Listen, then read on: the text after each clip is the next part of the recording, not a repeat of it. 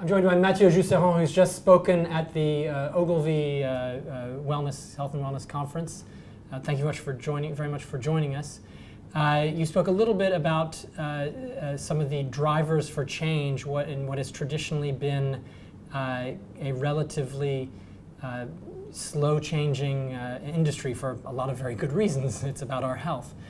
Could you talk about, what are the major drivers that have picked up? And we've seen pharma transforming much more in the last 2 to 3 years than the previous decade. Well, I think the impact of digital is significant, and we see a clear trend. Whereas our customers, our traditional customers, the HCPs, the healthcare professionals, are leveraging more and more digital. As an illustration, in most of Europe, physicians are spending more than 1 hour a day searching for information online. So their source of information used to be very centered around the sales reps from the pharma industry. And now they have access to a wider array of channels and sources of information. And I think as an industry, we're realizing that there are opportunities to tap into digital to be where our customers are. You showed a very interesting slide that showed the number of sales reps almost cutting in half Yes. in a decade. Yes. Do you see the sales rep end disappearing altogether, or is there always going to be a role for that? No, I think the role is evolving. I don't know exactly where we'll land, but for sure I know their role is evolving. We've already seen that their role used to be really face-to-face centric, and now is not only face-to-face but also leveraging some of the digital channels. A lot of sales reps in this industry are now equipped to send emails to their customers, personalized emails, marketing emails. They're also equipped to engage with their physicians remotely, not only in face-to-face. So for sure, there's trends around enabling sales reps, and this is probably going to be part of their new roles in the future. You have in France successfully built up a number of communities, one of which now reaches 2/3 of all the doctors in France. You have a different site that reaches millions of French consumers. Correct. With those two sites, what are some of the learnings you've had about the behaviors of healthcare professionals online versus the behavior of consumers online? So there's probably lots of insights, and I think the first thing is what digital brings is the ability to learn a lot. Collect a lot of data. Every email generates 5 sets of data. And so I think the first thing I would say is by being present online, this gives us an opportunity to collect insights about our customers, to understand what they're doing online, what they're consuming in terms of content, the time they spent, their journeys online. And while I don't think that as an industry we've really consumed all of this data, I think we're all starting to get the benefit of that. But if we've not yet consumed the information, at least we've started to collect it, and we're growing in terms of maturity, in terms of expertise. We're bringing on board new roles such as data miners, such as campaign architects that really have the ability to leverage this information. So I would say this is the first thing about the information, and you've heard me talk about it quite a bit in the session. The second thing is about hard to say. I would say the second aspect I would say is that consumers are probably not the categories of customers that we know the best. So really the challenge here at MSD France was how can we launch a couple of initiatives to try to start providing them with value, to try to engage with these new groups and learn, trying to experiment, identify the topics that would be relevant to them, the solutions, the services that would be relevant to them, but also identify those that are not so that we can fail fast and try to focus. And really, it's really about pivoting. And while we have kind of a vision I'm not sure we have the ingredients. I'm not sure we know exactly the recipe. So here I think it's about a lot of experimentation, trying to learn on how to best engage with consumers. On the healthcare, so engaging with healthcare professionals, I think this is what the industry has done for years. So you have a lot of knowledge, but maybe in a different context. So here we have a lot of knowledge, probably not a lot of knowledge in terms of in a digital fashion, but I think we're more tapping into our experience, right, or our board of customers to try to do the right thing, to provide them with value, services, information that is relevant to their day-to-day practice. Having met so many of them or engaged with so many of them, clearly you're providing some value to them. Yeah, sure. I mean, what we've done is we've identified that medical information was key to them, and medical news was key to them. So basically, we've really thought about building the best service for them. We did. It was launched 12 years ago, so I think we also need to recognize that this is not happening overnight. And an overnight 12-year success. Yes, it takes a little bit of time, to build, to pivot, to align and land on the right solution. But this is because we really believed that was the right way to go, that we've kept the momentum and have met a couple of success so far. Speaking not so much on the front-facing end about that, let's talk about the back end of this. How do you accomplish this? Because really what you have in MSC France is a series of properties that in the context of startups in the health and wellness space, everybody, that's the hottest thing going, yet you are not a startup. MSC France is not a startup.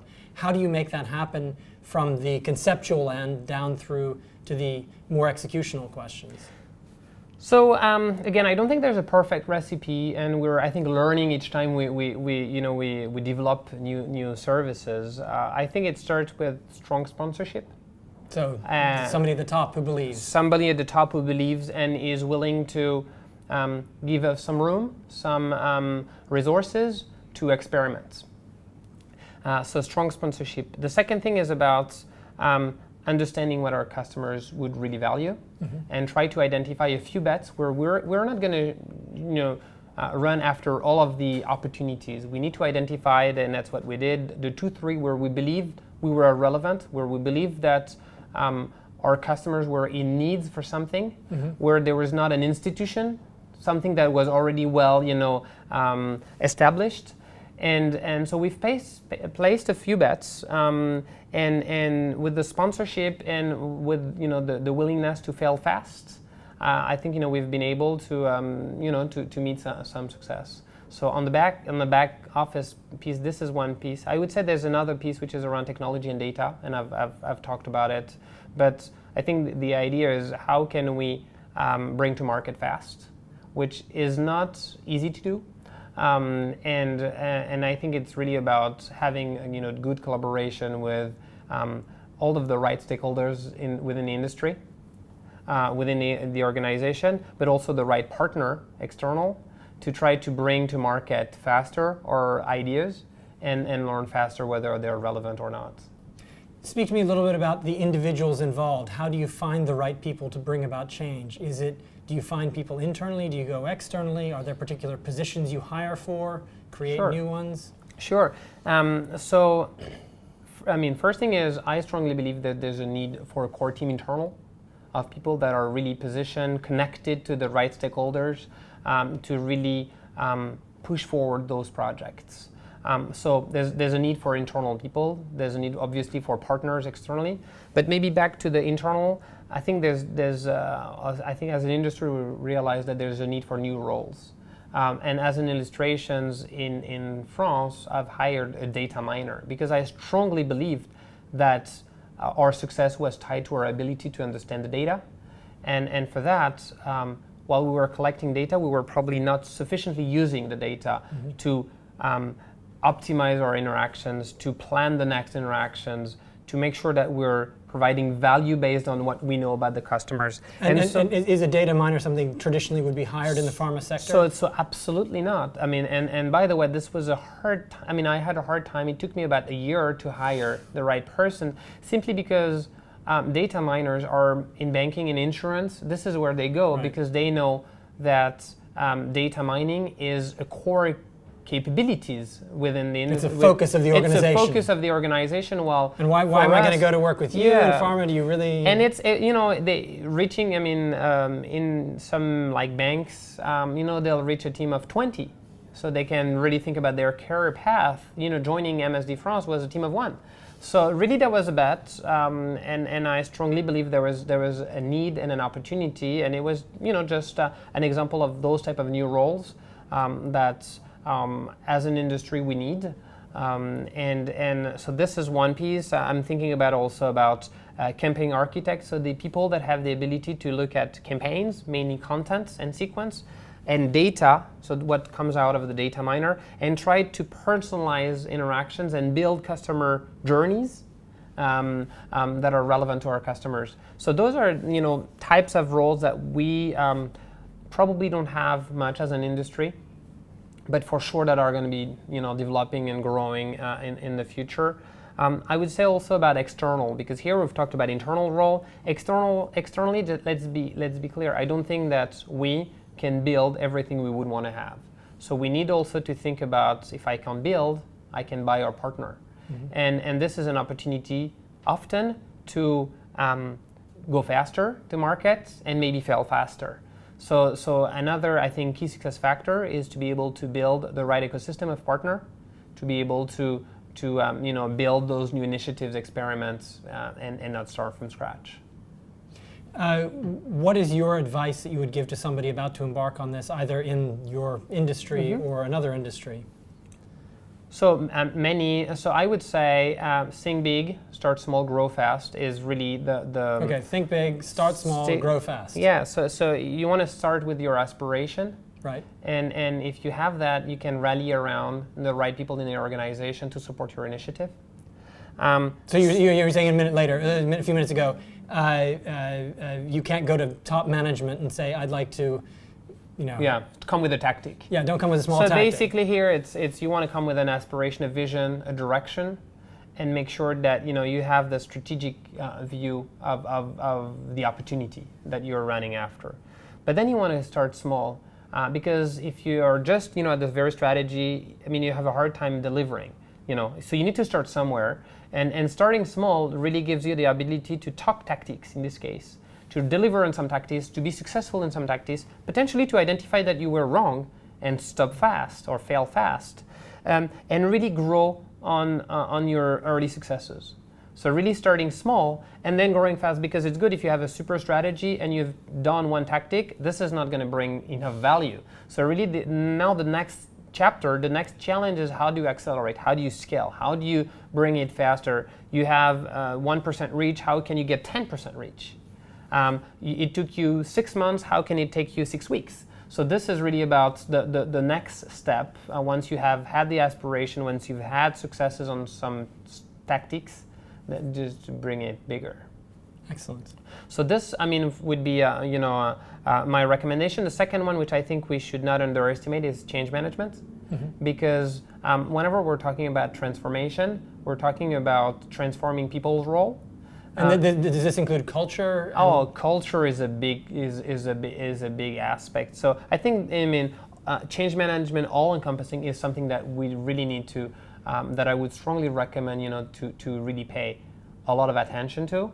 I would say it's often easy to forget it, and if you look at most of the projects around technology evolutions, around let's say CRM. CRM is sounds simple, and most of them have failed not because the technology was not there, but just because people have not adopted it. So I think there's probably, this applies to all of the industry. I think change management is clear, is key, and most of the project that I was leading, I always made sure to have a change management lead in the team that was accountable for bringing change early in the project. And let's not wait until everything is baked to bring change management, but let's really make sure that we take that into consideration throughout the projects, that we can think about it early before it's there, we can think about it while we are changing, and we can also accompany the change after. Great. Looking forward to the next phases for MSD France and global ambitions, where do you see this engagement with consumers and healthcare professionals going in the next 5 years? So there's probably a lot of trends, in this industry. One is around engaging with patients, and we've talked about that. I think there's a lot to learn about that to be more relevant to them I would say, digital interactions. I would say the second piece is around real-world evidence, which is the ability to demonstrate the value, that your brand, your products, your drugs bring in real life. So for me, those are two key trends that are, I would say, new to our industry. The third one, which I would say is not new but would remain a focus, is how can we engage with healthcare professionals to provide them medically relevant information for them to be more effective and to deliver better care for their patients. So I would say two new areas and one that remained consistent. Excellent. Thank you very much. Thank you.